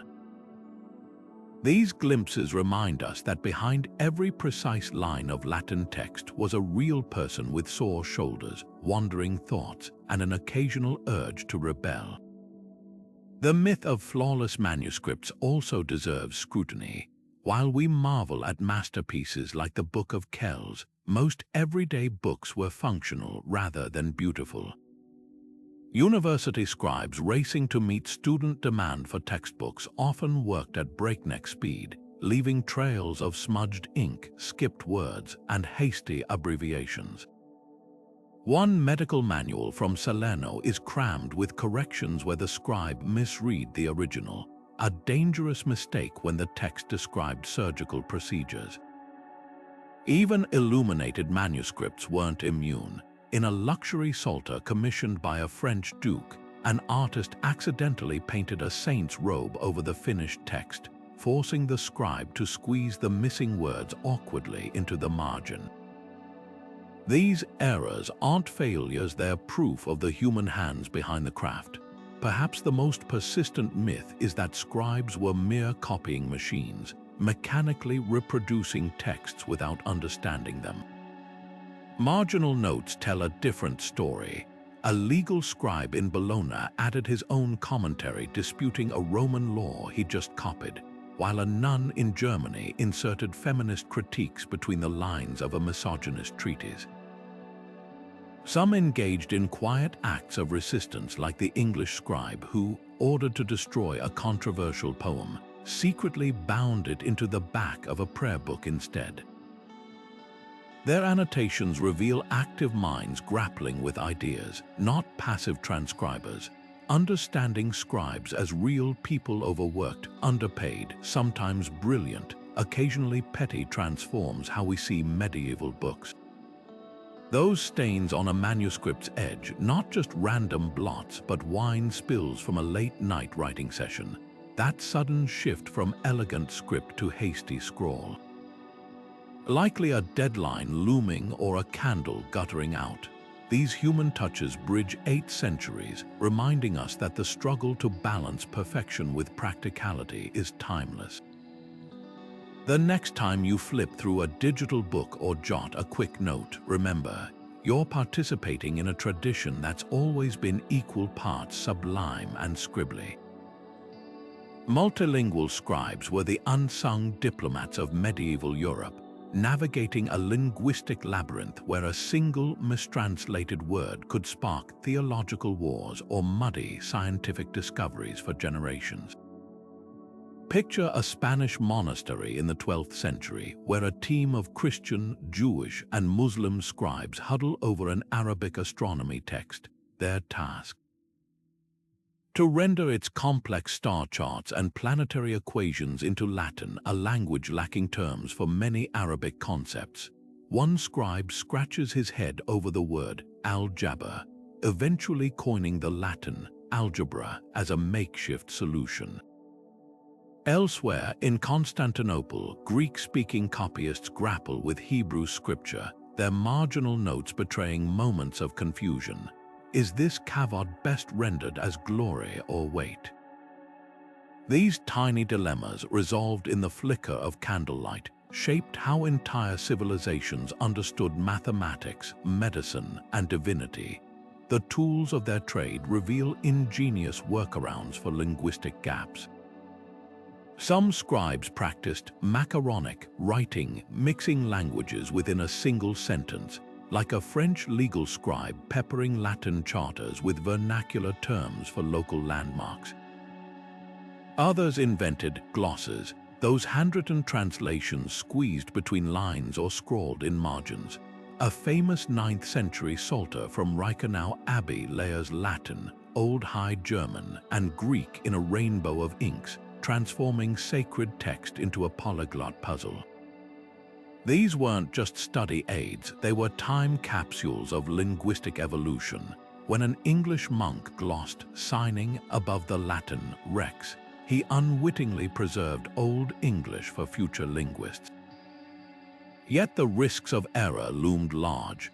A mistranslated medical directive in Salerno's texts could turn a healing tonic into poison, while a botched legal term in a property deed might dispossess families for centuries. The most infamous blunder, the Latin Vulgate Bible's rendering of Hebrew Keren radiance as cornuta horned, accidentally giving Michelangelo's Moses those iconic horns. Some errors sprang from scribble fatigue, like the exhausted monk who copied Plato's Republic and wrote dogs instead of gods, swapping philosophers' ideal rulers for barking canines. Others reflected cultural blind spots. When Burgundian scribes translated Arabic numerals, they frequently confused the squiggles representing 2 and 3, leading to accounting disasters in merchant ledgers. This multilingual hustle laid foundations we still walk upon today. The scientific terms algorithm and alkaline, the musical lute and tambourine, even the humble sugar, all entered European vocabularies through scribbled translations. More profoundly, these linguistic bridges fostered intellectual cross-pollination. A Hebrew to Latin medical glossary from Montpellier preserved Jewish physicians' knowledge of sterilization centuries before germ theory. Dante's decision to write his Divine Comedy in Tuscan dialect rather than Latin owed debts to scribes who'd normalized vernacular experimentation. Every time a modern programmer switches between coding languages or a diplomat negotiates a bilingual treaty, they're channeling the adaptive spirit of those medieval wordsmiths. Their greatest legacy, though, might be the very idea that knowledge transcends borders. When a scribe in Toledo rendered an Islamic philosopher's Arabic into Castilian Spanish, then a colleague translated that into Latin for Parisian scholars, they weren't just moving words, they were proving that wisdom belongs to no single tongue. In an age where language barriers still divide us, their ink-stained insistence that understanding could and must be shared feels less like ancient history and more like a quiet challenge. The desperate dance between censorship and creativity birthed some of the most ingenious tricks in scribble history. Imagine a monk in 9th century Lyon, his quill hovering over a seemingly innocuous biblical commentary. To the untrained eye, it's just another theological treatise, but if you read every third letter downward, a radical political message emerges. This acrostic cipher, known as the Leonine Verses, wasn't child's play. It was life-saving subterfuge during the Carolingian dynastic wars. Across Europe, scribes facing persecution developed entire hidden lexicons. In Bohemia, Hussite rebels marked their forbidden texts with tiny drawings of chalices in the margins, signaling to initiates which books contained their banned communion practices. Spanish conversos, Jews forced to convert to Christianity, secretly embedded Hebrew letters into Latin psalters by elongating certain strokes, creating camouflaged prayers beneath the surface. The physical manipulation of manuscripts reached astonishing levels of ingenuity. Palimpsests, those ghostly layered texts, became the ultimate act of rebellion. At the monastery of St. Catherine in Sinai, monks scraped clean a 5th century copy of the Gospels to reuse the precious parchment, but left just enough of the original ink to reconstruct an even older version of the New Testament beneath. Some scribes went further, mixing milk and citrus to create invisible ink that only darkened when heated over a candle. A harmless-looking shopping list might suddenly reveal battle plans when warmed by suspicious hands. The most audacious trick, the book within a book, volumes hollowed out to hide smaller forbidden texts inside their spines, like a 13th century French copy of Augustine that concealed Cathar poetry in its wooden covers. This cryptographic arms race extended to the very materials of writing. Iron gall ink, the standard scribble medium, could be modified with additives to self-destruct. Certain manuscripts from the Albigensian Crusade contain pages where heretical passages have literally eaten through the parchment, the ink's acidity triggered by a later brush with vinegar. Other scribes used trap streets, deliberate errors inserted into copied maps or legal documents to expose forgeries. A property charter might list a non-existent stream boundary, ensuring any counterfeit version would unknowingly include this telltale flaw. The psychological toll of these clandestine practices lingers in scribble marginalia. Beneath a deceptively bland copy of canon law from Rhymes, a terrified monk wrote, "I transcribed this under duress, knowing my true thoughts could burn me." Another left a coded plea in a medical text. "The fever spreads but the cure is forbidden. Seek the white flower on page 40. These silent screams remind us that medieval censorship wasn't abstract. It pressed Inkai fingers against actual throats. Yet for every destroyed text, a dozen survived through scribble cunning, their secrets waiting centuries for the right eyes to decode them. Modern technology has unveiled what medieval authorities tried desperately to conceal. Multispectral imaging can now recover erased texts from palimpsests, revealing how a single sheet might bear a pagan poem, a Christian hymn, and a grocery list across different eras. X-ray fluorescence detects trace elements in inks, distinguishing original words from later additions. Even AI joins the hunt, algorithms trained to reconstruct damaged or encrypted passages. The irony is delicious. Tools the censors could never have imagined are now resurrecting the very ideas they sought to erase. These clandestine scribes were more than just early cryptographers. They were guardians of intellectual diversity in an age of enforced conformity. Their tricks live on in digital encryption, in the metadata hidden beneath your selfies, even in the way activists today embed messages in blockchain ledgers. The parchment may have yellowed, but the game remains the same. Outwit the watchers, preserve the forbidden, and trust that future generations will crack the code. Scribes didn't just copy scientific texts, they kept the flame of inquiry alive during centuries when much of Europe had turned away from empirical study. Picture a 10th century Spanish monastery where a monk pores over an Arabic manuscript on optics, painstakingly translating Ibn al-Haytham's experiments with lenses into clunky Latin. His quill scratches as he struggles to convey concepts his language lacks words for, finally coining camera obscura to describe the dark chamber where light projects inverted images. This quiet moment, one of thousands like it, bridged ancient Greek philosophy and the Renaissance's scientific explosion. Without these bilingual scribes, entire disciplines might have vanished. Aristotle's physics, Galen's anatomy, Ptolemy's star charts, all survived because monastic copyists treated them with the same reverence as scripture, even when their contents challenged religious orthodoxy. The monasteries became accidental laboratories.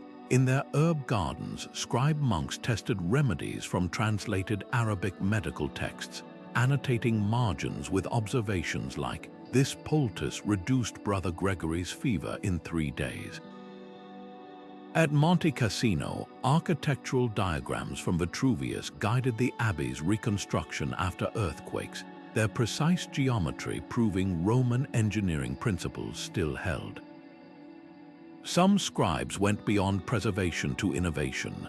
The Venerable Bede, while copying Pliny's natural history, added his own calculations on tides and lunar cycles, an early example of peer review in action. In Prague, Jewish scribes preserved Avicenna's canon of medicine alongside their own commentaries, creating layered texts where ancient Persian diagnostics merged with medieval European case studies. The transfer of mathematical knowledge was particularly transformative. When Gerard of Cremona translated Al-Khwarizmi's algebra texts from Arabic in 12th century Toledo, he didn't just introduce new numbers, he imported a whole new way of thinking. Suddenly, European scholars could solve problems using abstract symbols rather than counting boards. Scribes grappling with these alien concepts left traces of their confusion. One copied Al-Khwarizmi's quadratic equations faithfully but doodled bewildered faces in the margins. Others adapted creatively. A Parisian scribe replaced Arabic numerals with Roman ones in his algebra copy, rendering the calculations nearly incomprehensible but proving the hunger to make this knowledge accessible. Medicine's evolution through scribble hands was even more dramatic. The famous Trotula text's gynecological works by a female Salerno physician survived only because male scribes mistakenly attributed them to a fictional male author, making them palatable to medieval audiences. Marginalia in these manuscripts reveal practical adjustments. Where Trotula recommended Mediterranean plants, Northern European scribes substituted local herbs with similar properties, creating a living tradition of cross-continental medical exchange. Even errors propelled discovery. When a scribe miscopied a dosage in a malaria remedy, resulting in a patient's surprising recovery, the mistake became standard treatment in later copies. Astronomy's journey was perhaps the most perilous. Ptolemy's geocentric model dominated for centuries not because it was unchallenged, but because scribes carefully censored alternative views. Yet cracks appeared. In a Bavarian monastery's copy of Ptolemy, some anonymous hand scribbled Aristarchus' then heretical heliocentric theory in the margin, a seed that would later nourish Copernicus. Star charts copied from Arabic Zij's astronomical tables accumulated tiny corrections over generations as scribes noted discrepancies between predicted and observed planetary movements. These accumulated annotations became the data points Renaissance astronomers used to overturn ancient models. The scribes' greatest scientific contribution was their methodology. By faithfully copying, then questioning, then improving upon ancient texts, they modeled the iterative process we now call the scientific method. Their willingness to preserve ideas they didn't fully understand, from alchemical formulas to mechanical diagrams of steam engines, created a time capsule for future minds to unpack. When Galileo peered through his telescope, he stood on the shoulders not just of giants, but of countless anonymous scribes who kept their works alive through wars, plagues, and the long winter of Europe's intellectual dark age. Their legacy reminds us that science advances not just through genius, but through the stubborn, in-kai persistence of those who refuse to let knowledge die. Even the smallest slip of a quill could send shockwaves through history, like the infamous Wicked Bible of 1631, where a London printer's omission of the word "not" in the seventh commandment declared, "Thou shalt commit adultery." The scandal was so immense that King Charles I ordered every copy destroyed, though a handful survived as cautionary relics. Centuries earlier, a similarly fateful error crept into the Vulgate Bible when St. Jerome translated Moses' radiant face as horned instead of shining, leading to Michelangelo sculpting the lawgiver with literal ram's horns, an artistic choice still baffling visitors to Rome's San Pietro in Vincoli. These weren't mere typos, they were cultural earthquakes in ink. Geography suffered equally from scribble slips. A 14th-century Catalan atlas mislabeled the Canary Islands as Ilhas de Cabrera, Goat Islands, sending Portuguese explorers hundreds of miles off course in search of mythical Caprine paradises. More consequentially, Ptolemy's miscalculations in copied world maps, where he underestimated Earth's circumference by nearly a third later, convinced Columbus that Asia lay just beyond the horizon. That single perpetuated error reshaped global history, leading to accidental continents and catastrophic cultural collisions. The sciences weren't immune.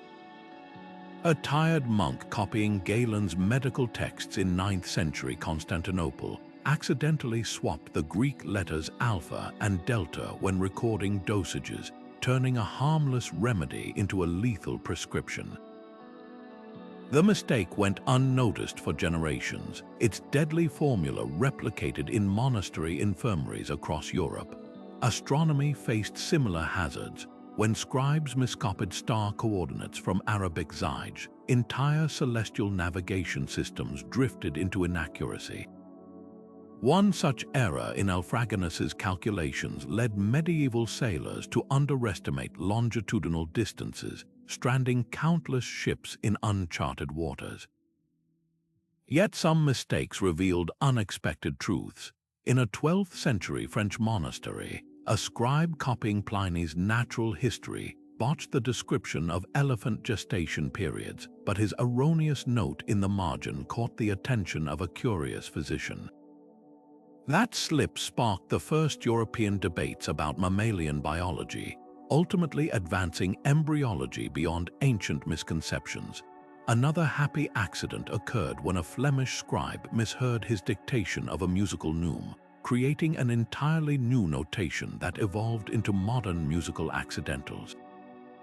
These unintended innovations remind us that progress sometimes stumbles forward by tripping over errors. The human side of these blunders emerges in scribes' own horrified or humorous reactions. One penitent copyist buried his botched psalm in the monastery garden with a note, "Here lies my wretched handiwork, may it fertilize cabbages better than it served God." Another, caught mid-mistake, turned his spilled ink blot into a doodle of a dragon eating the offending word. Their margins brim with apologies, excuses, and occasional defiance. If you think you can do better, brother, take up the pen yourself. These candid asides peel back the veneer of medieval perfection, showing us artisans who laughed, groaned, and occasionally despaired over their work. What makes these errors so poignant is their fragility. Unlike digital text, a scribe's mistake couldn't be undone with a keystroke. It became permanent the moment ink touched parchment. Some tried to fix them, scraping errors away with knives, painting over them with lead white, or adding frantic marginal corrections, but often the damage was done. A single misread numeral in a land deed might dispossess a family for generations. A dropped negation in a theological treatise could birth heresies. This vulnerability forces us to confront how much history hangs on the thinnest thread of accuracy, and how miraculously so much survived intact. These mistakes also expose the hidden labor behind authoritative texts. When we discover that Chaucer's Milk-White Way was originally Milk-White Horse until a sleepy scribe's eyes skipped a word, or that a key passage in Beowulf exists only because one diligent copyist overwrote his own correction, we're reminded that history's voices reach us through fallible intermediaries. The scribes weren't just copying, they were making countless micro-decisions about what to preserve, alter, or improve, their quills serving as filters between past and present. As we digitize medieval manuscripts today, we're replicating their challenges with modern tools. Optical character recognition software stumbles over Gothic script just as medieval scribes struggled with Carolingian minuscule. Our own scribble errors, misaligned algorithms, autocorrect fails prove that the struggle to transmit knowledge accurately is timeless. Perhaps that's the deepest lesson. Every era's information systems are only as strong as their weakest human link, whether it's a monk's tired eyes or a coder's overlooked bug. The scribe's ghosts whisper across the centuries, reminding us that behind every great text stands a very human hand, capable of both sublime artistry and spectacular blunders. Scribes didn't just live in the margins of history, they leaped straight into legend, their quills transforming from tools into symbols. Walk into any medieval cathedral, and you'll find them immortalized in stained glass and frescoes. Saint Matthew hunched over his gospel, a golden halo illuminating the page. Saint Jerome in his study, a lion dozing at his feet as he translates the Bible. These weren't just religious icons, they were celebrations of the scribe's sacred craft, their very postures teaching reverence for the written word. But the artistic tributes didn't stop at saints. In the margins of illuminated manuscripts, you'll find sly self-portraits, monks doodling their own faces onto whimsical creatures or hiding cheeky signatures in vine work. One particularly bold scribe in a French psalter drew himself grinning beside King David, as if to say, "We're both creators here." Legends, though, took their mystique further. Across Europe, whispered tales spoke of scribes who bargained with dark forces for preternatural skill. The most famous, Theophilus the Penitent, a cleric who supposedly traded his soul to the devil for flawless calligraphy, only to reclaim it through desperate prayer. Variations of this story appeared in sermons and plays, warning against ambition but also revealing a truth. People believed writing held supernatural power. Other myths blurred the line between scribe and sorcerer. In Norse sagas, rune masters could carve spells into wood. In Celtic lore, druids inscribed ogham stones that controlled the weather. Even the simple act of correcting a text could seem alchemical. Watch a scribe scrape away mistakes with a knife, and it's easy to see why some suspected they were erasing fate itself. Modern retellings keep reshaping these archetypes. The latest fantasy novels and films teem with scribe mages whose ink summons monsters or whose manuscripts contain living worlds. Video games like the Elder Scrolls feature Elder Scrolls themselves, mystical texts that warp reality. These tropes aren't just escapism, they're subconscious nods to history. When a Harry Potter character fears a cursed book, or a Star Wars hologram flickers like a medieval palimpsest, they're channeling centuries of awe toward those who control knowledge. Yet the most enduring legacy isn't in magic, it's in metaphor. The scribe's patient toil has become shorthand for perseverance.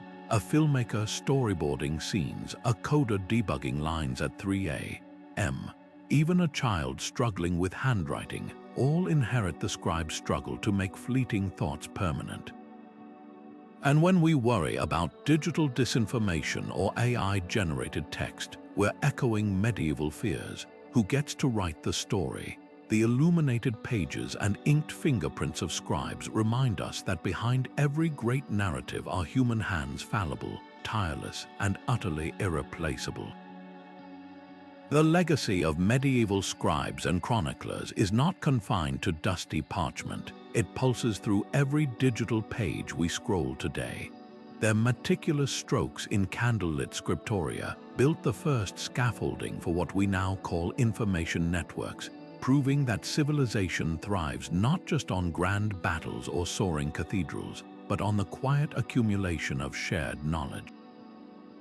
Think of the way a single monk's marginal note in a Swiss monastery might have traveled across centuries, sparking an idea in a Renaissance scholar's mind, which later inspired an Enlightenment thinker, eventually echoing in the algorithms that now organize our digital libraries.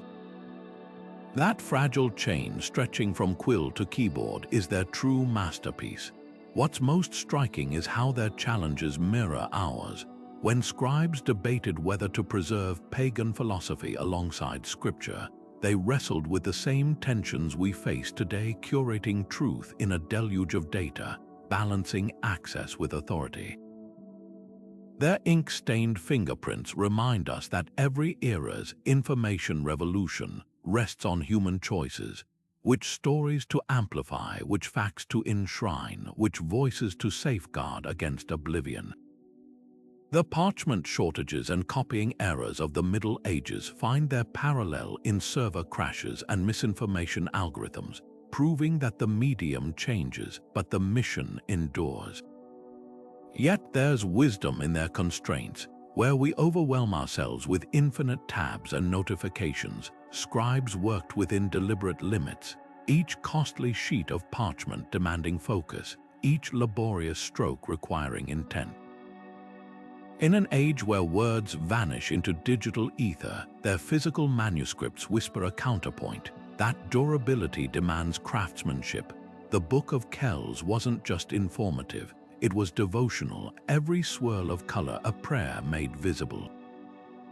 Could our own flood of content benefit from such sacred patience? As we tap screens instead of trimming quills, their legacy asks us probing questions. When future historians sift through our digital traces, what will they find? Endless selfies or substantive contributions to humanity's conversation? Our era faces its own preservation crisis: dead links, obsolete file formats, the fragility of cloud storage. Unlike vellum that lasts millennia, a hard drive's memory fades in decades. Perhaps we need modern scribes not to copy texts, but to curate our collective memory with the same foresight those monks applied to Aristotle's works. So the next time you click save or share an article, remember, you're part of this unbroken chain. Every thoughtful comment, every carefully cited fact, every effort to pass along wisdom rather than noise honors their tradition. The scribe's greatest lesson wasn't about ink or parchment, it was about stewardship. They understood that civilization is a fragile manuscript, forever in need of careful hands to carry it forward. How will your hands shape the next page? If this journey through the origins of knowledge resonated with you, let's keep the conversation going. Hit like, subscribe, and share your own thoughts below. After all, history isn't just something we study, it's something we make.